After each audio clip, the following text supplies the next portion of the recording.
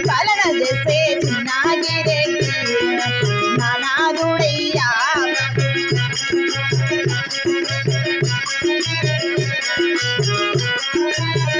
గోవింద చిన్నాగిరెడ్డి భార్య నేను శీలమ్మ కొండమ్మ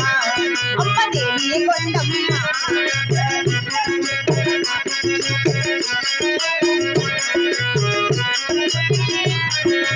బాబుదలారి